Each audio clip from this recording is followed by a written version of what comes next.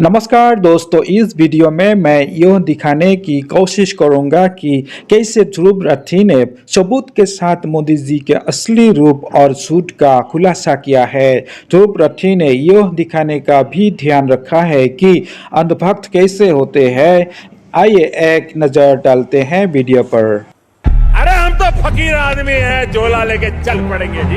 लेकिन पूरी दुनिया में आपने ऐसा कोई फकीर देखा है जो 1,40,000 का चश्मा लगाता हो, खुद घूमते हैं 12 करोड़ की मर्सिडीज में, मतलब भिक्षा मांगकर यहाँ पर फॉरेन टूर भी कर लिए और डिजिटल कैमरा भी खरीद लिया डिजिटल कैमरा के रिलीज होने से पहले। और नरेंद्र मोदी अपने आप को गरीब ही नहीं, बहुत गरीब परिवार का बताते हैं। मित्रों, मैं बचपन में रेल के डिब्बे में चाय बेचता था। वाह, क्या फकीरी है। वो भगवान है हमारे, हम उनकी पूजा करते हैं। सच तो ये है दोस्तों कि ये लोग हमारे हिंदू धर्म को ही तोड़ने मरोड़ने लग गए अपने नफरतखोर एजेंडा को फैलाने के लिए। नमस्कार दोस्तों, जर्नलिस्ट अनिल यादव एक बीजेपी वर्कर मंगल वाजपेयी से बात कर रहे थे कानपुर में। मंगल एक लोडर का काम करते हैं, यानी गाड़ियों में सामान चढ़ाने का काम करते हैं। क्या नाम बताए? योगी साहब, मेरा मंगल वाजपेयी है। यहाँ लोडर का काम करवाते हैं। साथ ही साथ ये बीजेपी एमएलए महेश त्रिवेदी के लिए वॉलंटियर भी करते हैं। ये उम्मीद जता रहे थे कि बीजेपी इस बार 400 पार करेगी। चुनाव में किसका माहौल है? बीजेपी जीतेगी 400 के ऊपर। लेकिन जैसे जैसे बात आगे बढ़ती है, मंगल अपनी परेशानियों के बारे में बताते हैं। वो बताते हैं कि उनके पास बिजली नहीं है, सीवर की व्यवस्था नहीं है। हमारे पास बिजली नहीं है घर में, हमारे पास लैट्रिन घर में नहीं है, हमारे पास सीवर व्यवस्था नहीं है। उन्होंने बीजेपी एमएलए महेश त्रिवेदी को कई बार कहा, हमने महेश त्रिवेदी से भी कई बार कहा कि 20 फुट पाइप पड़ना है, तो अगर पड़ जाए तो हमारे घर की सीवर व्यवस्था बन जाए। नहीं बन पाई। उन्हें कुछ भी नहीं मिला और ना ही उन्हें कुछ मिलने की उम्मीद है। त्याग तपस्या की मूर्ति है कि कुछ नहीं मिला, लेकिन उसके बावजूद कोई शिकायत नहीं है और ना कोई उम्मीद है मिलने की। और ना उम्मीद है मिलने की। लेकिन फिर भी वो खुद को भाजपा का भक्त कहते हैं। लेकिन ये तो कहा जाता है ना कि भूखे पेट ना होए भजन गोपाला। इस पर मंगल वाजपेयी जवाब देते हैं कि ऐसा कुछ नहीं है। आदमी बालू खाकर भी पेट भर सकता है, यानी कि मिट्टी खाकर भी पेट भर सकता है। सब हो जाता है अगर संत चाह लेगा। अगर संत चाह लेगा तो सब हो जाता है। बालू खा के पेट भर लेता है। इन्हें कोई शिकायत नहीं है। प्रधानमंत्री मोदी को एक परमात्मा मानते हैं, उनकी पूजा करते हैं। ऐसा कैसे हो सकता है कि एक पॉलिटिशियन को लेकर लोग इतने अंधे हो गए हैं? और ये इकलौते नहीं है, मैंने पिछले वीडियो में आपको उसके कई और उदाहरण दिए थे। बीजेपी के टिकट पर तो कुत्ता भी खड़ा हो जाए हम जिता देंगे। ये सच है, अगर कुत्ता भी आएगा उसको भी जिताएंगे। ये तो फिर अंधविश्वास नहीं, भक्त हैं, अंधविश्वास नहीं है, हम भक्त हैं। महंगाई मेरे हिसाब से कोई ज्यादा नहीं हुई। अब मैं 10 साल से बनियान नहीं पहन रहा, देखो आप। वो भगवान है हमारे, हम उनकी पूजा करते हैं। ऐसा हुआ है इमोशनल मैनिपुलेशन और ब्रेन वॉशिंग की वजह से। एक बड़े स्केल पर देश में लोगों का ब्रेन वॉश किया गया है। और जो माफिया यहाँ पर ब्रेन वॉश कर रहा है लोगों का, वो 4 डिपार्टमेंट्स पर काम करता है। पहला डिपार्टमेंट लोगों में गर्व और अहंकार भरता है कि आप महान हो क्योंकि आप हिंदू धर्म में पैदा हुए। दूसरा डिपार्टमेंट आपको एहसास दिलाता है विक्टिमाइजेशन का, कि सदियों से, 1000 सालों से आपके पूर्वज विक्टिम बनकर रहे थे। तीसरा डिपार्टमेंट आपके अंदर डर भरता है कि आपको खतरा है उन लोगों से। और चौथा डिपार्टमेंट यहाँ नरेंद्र मोदी को मसीहा बनाता है कि सिर्फ नरेंद्र मोदी ही आपको बचा सकते हैं। पहले 3 डिपार्टमेंट्स की मैं 3 अलग अलग वीडियोस में ऑलरेडी बात कर चुका हूं। अब वक्त है इस चौथे डिपार्टमेंट को एक्सपोज करने का। नरेंद्र मोदी की कल्ट ऑफ पर्सनैलिटी, कैसे इनके इतने सारे फेलियर्स के बाद भी लोगों को इमोशनली मैनिपुलेट किया जाता है कि लोग इन्हें भगवान मान बैठे। आइए जानते हैं आज के इस वीडियो में।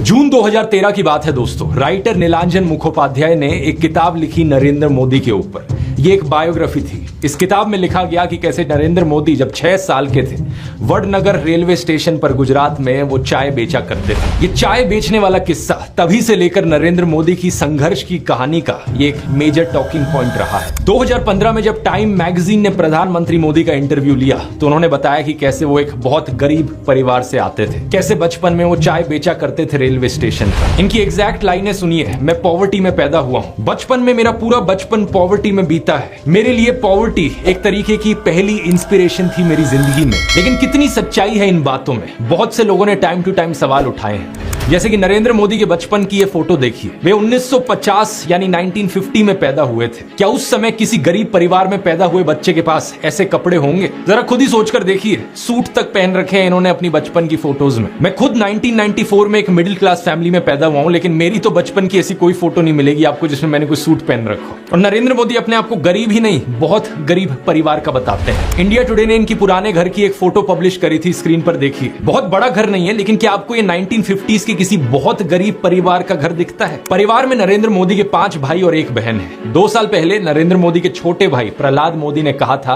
कि उन 5 भाइयों में से जिसका नंबर लगता था वो मदद करने चले जाता था। उनके पिता ने पूरी जिंदगी चाय बेची, उन 5 भाइयों और 1 बहन को बड़ा किया। इसलिए नरेंद्र मोदी को चाय बेचने वाले का बेटा कहना चाहिए। ये पत्रकारों की गलती है। सब भाइयों ने चाय बेची है, मेरे पिता ने पूरी जिंदगी चाय बेची, पूरी जिंदगी। इसीलिए कहा जाए तो चाय बेचने वाले का बेटा कहना चाहिए, चाय बेचने वाला नहीं कहना चाहिए। ये पत्रकारों की गलती है। 2014 में कांग्रेस नेता अहमद पटेल ने कहा था कि नरेंद्र मोदी कभी चाय वाला नहीं थे, बल्कि वो एक कैंटीन ठेकेदार थे। अब कांग्रेस की बात पर कितना यकीन किया जाए नहीं किया जाए, लेकिन 2021 में बीजेपी ने भी ये कैंटीन वाली चीज अनइंटेंशनली एक्नॉलेज करी थी। रेलवेज मिनिस्टर अश्विनी वैष्णव ने इंस्ट्रक्ट किया ऑफिशियल्स को कि वो वडनगर रेलवे स्टेशन पर एक कैंटीन को ब्यूटीफाई करें। इंडिया टुडे के आर्टिकल में यह क्लियरली लिखा हुआ है और इसके नीचे एक फोटो भी लगी है इस टी स्टॉल / कैंटीन की जो नरेंद्र मोदी के पिता चलाया करते थे। हाल ही में लिखे गए CNN के इस आर्टिकल को देखिए। नीलांजन मुखोपाध्याय खुद कहते हैं कि मोदी की जो पॉवर्टी की कहानी है वो ग्रॉसली एग्जैजरेटेड है, यानी कि बहुत बढ़ा चढ़ा कर लोगों को बताई गई है। इतना ही नहीं, एक दूसरे आर्टिकल में नीलांजन बताते हैं कि नरेंद्र मोदी के पिता के पास इतने पैसे थे कि वो मोदी और उनके भाइयों को स्कूल भेज पाए। और स्कूल जाने का मतलब था कि वो कहीं और फुल टाइम काम नहीं कर सकते थे, बस वो स्कूल के बाद अपने पिता का हाथ बटाया करते थे। ये सब सुनकर एक बहुत बड़ा सवाल आपके मन में आएगा कि ऐसी कहानियों को क्यों बढ़ा चढ़ा कर हमें बताया जाता है। नीलांजन कहते हैं ऐसा इसलिए किया जाता है ताकि इंडियन पब्लिक को एक आइडिया बेचा जा सके। मित्रों, मैं बचपन में रेल के डिब्बे में चाय बेचता था और आज आपके सामने खड़ा हूं।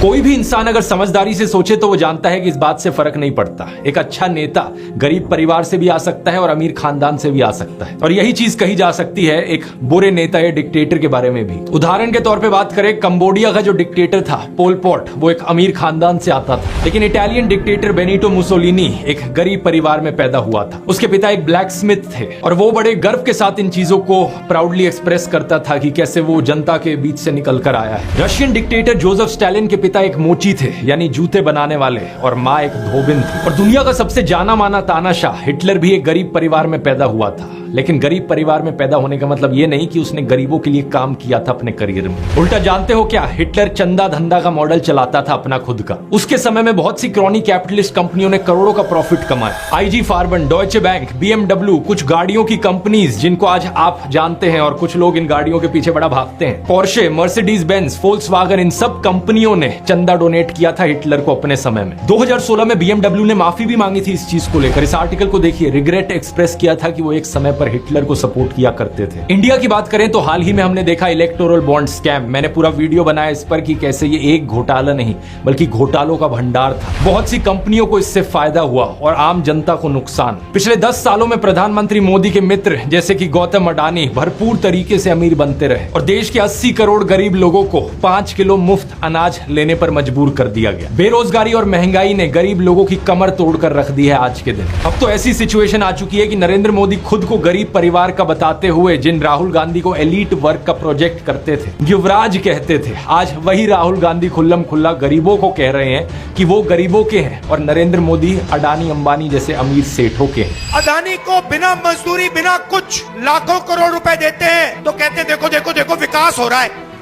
हमने मनरेगा किया, मजदूरी के लिए पैसा दे रहे हैं और कहते हैं गरीबों की आदत बिगाड़ रहे हैं। मैं आपका हूं, वो उनके हैं। राहुल गांधी कह रहे हैं कि जितना रुपया नरेंद्र मोदी ने अडानी को दिया है उतना रुपया वो देश के गरीब लोगों को देंगे। और मैं देश को फिर से दोहरा के कह रहा हूँ, जितना पैसा नरेंद्र मोदी जी ने इनको दिया है ना, उतना ही पैसा हम हिंदुस्तान के गरीब लोगों को देने जा रहे हैं। महालक्ष्मी योजना, पहली नौकरी पक्की योजना, इन योजनाओं के माध्यम से करोड़ों लाखपति बनाएंगे। इन्होंने 22 अरबपति बनाए, हम करोड़ों लाखपति बनाए। प्रधानमंत्री मोदी इसका ज्यादा जवाब दे नहीं पाए। उल्टा उन्होंने कोशिश करी थी ये कहने की कि अडानी अंबानी एक्चुअली में कांग्रेस के साथ मिले हुए हैं। रायत शाहजाद घोषित करें इस चुनाव में ये अंबानी अडानी से कितना माल उठाया है, मार्च में आई इस रिपोर्ट को देखिए, भारत में इनकम इनइक्वालिटी 100 साल में सबसे ज्यादा हो गई है। इतनी बुरी हालत अंग्रेजों के जमाने में भी नहीं होती थी। ऐसे में अगर राहुल गांधी ने संकल्प लिया कि अगले 5 सालों में वो सभी 22 करोड़ गरीब लोगों को गरीबी से निकाल देंगे, तो इसमें क्या गलत किया। लेकिन पीएम मोदी इस बात पर भी तंज कसने लगे। उनके पास खुद कोई अपना विजन नहीं है। 80 करोड़ लोगों के हाथ में कटोरा पकड़ा दिया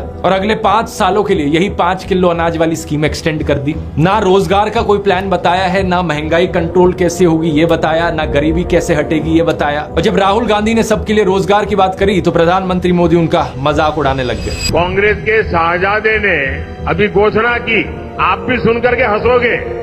सुनाऊं? जोरों से हंसना पड़ेगा आपको।